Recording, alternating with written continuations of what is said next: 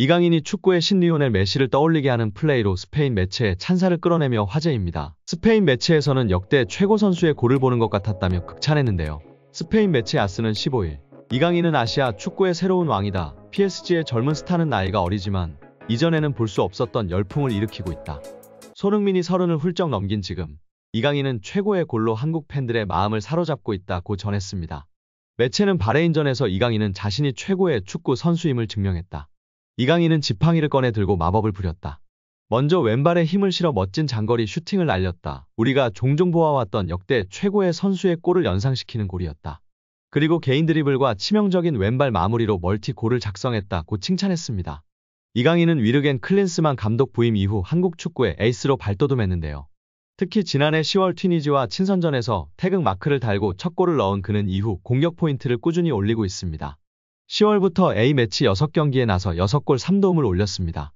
매체는 이강인의 손길이 닿는 모든 것이 금빛으로 변한다며 지난 아시안컵에서 한국은 저주를 이어가며 8강에서 카타르에 패했고 같은 해 이강인은 20세 이하 월드컵에서 최우수 선수상인 골든볼을 수상하며 한국 축구를 빛냈다고 조명하기도 했습니다.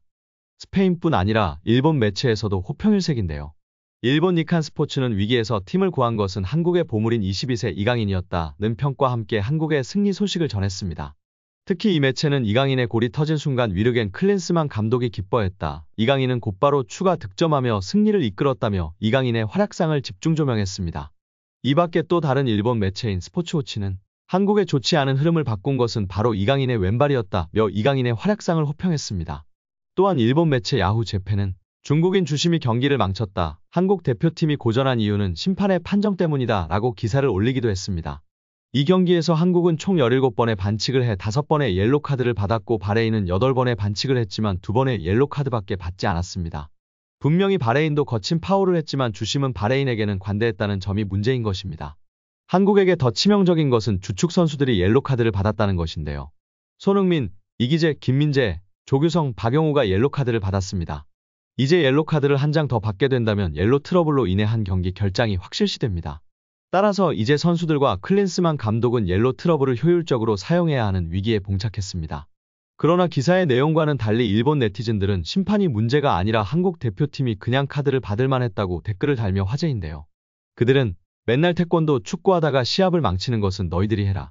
한일 월드컵 때의 5점을 세계 축구 팬들은 절대 잊지 않는다. 박용우는 월드컵이었다면 퇴장당했을 것이다. 그는 소림 축구 심판이었기 때문에 노란색이었겠지만 유럽 심판이었다면 빨간색이었을 것이다. 등등의 오히려 한국을 비판하는 댓글을 달았습니다.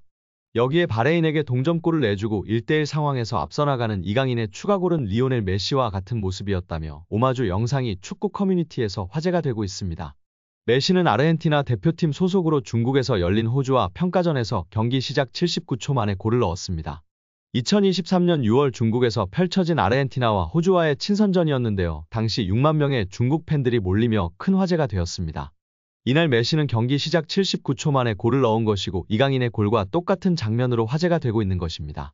메시도 이날 아크 정면에서 왼쪽으로 볼을 이동한 뒤 갑작스러운 강력한 왼발 슈팅으로 호주의 골네트를 흔들었습니다.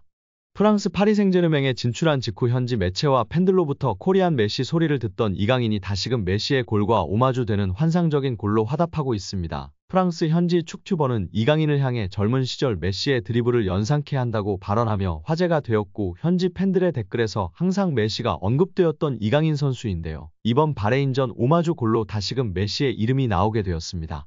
경기 후 축구 통계 매체 후스코어드닷컴은 이강인에게 양팀 통틀어 최고 평점인 9.2를 주며 최우수 선수로 꼽았습니다. 한 골 1도움을 올린 황인범은 8.6으로 두 번째로 높은 점수를 받았습니다. 클린스만 감독 밑에서 이강인은 한국 축구의 미래가 아닌 현재로서 활약하기 시작했습니다. 파리 생제르맹 공식 트위터에서도 경기 후 이강인의 멀티골로 한국의 아시안컵 첫 승리를 안겨주었다며 축하했습니다. 프랑스 카날 스포츠는 이강인의 역전골 직후 바로 게시물을 올렸는데요. 파리의 보석 이강인의 역전골 너무나 예쁜 골이라고 극찬했습니다. 이후 멀티골도 곧바로 업로드하였는데요. 파리의 작은 갈고리, 수비를 없애버리는 아름다운 크로스 오버라며 극찬했습니다. 프랑스 파리 생제르맹 팬들도 이 게시물에 다양한 댓글로 반응했는데요. 우리 파리 생제르맹에서도 이렇게 해주길 기다릴게. 너무 축하지만 탈락하기를 바랄게. 어서 돌아와. 이강인의 기량이 정말 좋아. 꿀 같은 골이었어. 그는 멀리서도 골을 넣을 수 있어. 정말 미쳤다. 최고의 선수, 마스터클래스 강인요. 등의 반응을 보였습니다. 이강인은 경기 최우수 선수로 선정되었고 경기 후 인터뷰에서 경기 전부터 쉬운 경기가 될 것이라고 생각하는 선수들은 없었다. 코칭 스태프도 그렇게 생각하는 분은 없었다며 좋은 점도 있고 나쁜 점도 있었는데 다음 경기엔 더 좋은 내용을 갖고 오도록 하겠다고 인터뷰했습니다. 이강인은 많은 부분에서 배우고 있다. 축구뿐만 아니라 축구장 바깥에서 사람으로서 많은 것을 배운다. 대표팀에 오면 흥민이 형뿐만 아니라 다른 형들에게 배울 점이 많다. 소속팀에서 음바페와 다른 선수들에게 좋은 점을 배운다며 웃었습니다. 경기 막판 이강인이 손흥민에게 찌른 스루 패스는 환상적이었는데요다. 이강인은 흥민이 형과 잘 맞았다. 훈련 때나 경기 때나 잘 맞는다. 흥민이 형뿐만 아니라 모든 선수들과 잘 맞춰서 더 많은 골과 승리를 가져올 수 있도록 하겠다며 만족했습니다. 멀티골 장면에 대해 이강인은 골 장면은 다른 선수들의 너무 좋은 패스와 움직임으로 넣을 수 있었다. 모든 선수들의 골과 승리는 경기를 준비한 모든 코칭 스태프 덕분이다. 그래서 골을 넣고 승리할 수 있었다. 다음 경기서도 골을 넣으려 노력하겠다.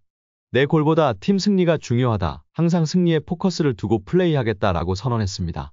이어 실점 후에도 팀이 흔들리진 않았다. 골을 먹었으면 공격순위 골을 넣어야겠다 생각했다고 말했습니다. 그는 다음 경기도 최선을 다해 준비해 더 좋은 경기력을 보여주겠다고 말하며 인터뷰장을 쏜살같이 빠져나갔습니다. 꼭 우리 이강인 선수는 인터뷰 후 매우 빠르게 빠져나가는 모습마저 사랑스러운 것 같습니다. 이강인 선수의 맹활약으로 한국의 아시안컵 첫 경기 승률은 35%로 그리 높지 않았는데 이 벽을 허물어버렸습니다. 우리 선수들 수고 많았고 회복 잘하시고 다음 경기에도 멋진 모습 기대하고 응원하겠습니다. 한국 축구의 레전드 중 한 명인 이영표 위원의 발언이 다시금 재조명되며 화제입니다. 이영표 위원은 선수 시절 아시안컵 최다 출전 기록을 보유하고 있는데요. 최근 이강인 선수에 대해 발언한 것이 다시금 재조명되고 있습니다. 이영표 위원은 한국과 일본 아시안컵 우승 향방에 대해 이야기했는데요. 그는 사우디, 이란, 호주 다 잘해요. 한국도 있고 그런데 이런 팀들이 다 잘해도 이번에는 제가 볼 때는 한국 아니면 일본이라고 봐요. 확실히 이강이라고 봐요. 확실히 한국 아니면 일본이 우승 가능성이 가장 높다고 봐요. 지금 만약에 이번 1월 그 아시안컵에서 한국하고 일본이 결승에 붙는다라고 했을 때 지금 보니까 조 1위로 올라가면 결승에서 붙는 대전이라고 하는데요. 솔직하게 진짜 누가 이길 것 같냐라고 물어보면 저는 한국이라고 얘기할 것 같아요. 지금은. 저는 이전에 일본이 강할 때는 일본이 우리보다 강하다고 얘기했어요. 솔직하게. 근데 지금 제가 볼 때는 우리가 일본보다 조금 더 강하다 이런 느낌을 받고 있어요. 근데 일본이 지금 예를 들면 유럽 8호 두 팀이 꾸려질 정도로 예를 들면 쿠보가 일본 1군 팀이 아닐 정도로 약간 1.5군 정도일 정도로 데스가 두껍다는 이야기 있더라도 우리가 이길 것 같아요. 현재는 우리가 축구 더 잘하니까요. 우리가 좀 더 잘해요. 그리고 경기를 뛰어보면 알아요. 경기를 뛰면 훌륭한 선수들이 많은 일본이지만 일본이 가지지 못한 무언가를 우리는 갖고 있다는 생각이 딱 들어요. 그러면서 항상 자신감이 붙고 승리했던 기억이 있어요. 저는 지난 64년 동안 우리가 아시안컵에서 우승을 못했는데 이번은 진짜 우리가 우승할 수 있는 절호의 기회인 것 같다고 전했습니다. 이어 이강인 선수에 대한 소신 발언도 주목받았는데요. 이강인의 드리블과 자신감으로 상대를 제쳐내는 능력은 축구를 더 편하게 해주며 여유로움과 선택권을 제공하기 때문에 매우 중요해요. 이강인이 오른쪽 사이드에 선 후에는 왼발 크로스를 막으려고 수비수들이 좌로 움직이면 오른발로 크로스를 올릴 수 있어서 수비수들에게 고통을 줄 수 있는 점이 키플레이일 것이라고 전하며 한국의 아시안컵에서 이강인 선수가 핵심 역할을 할 것으로 기대했습니다.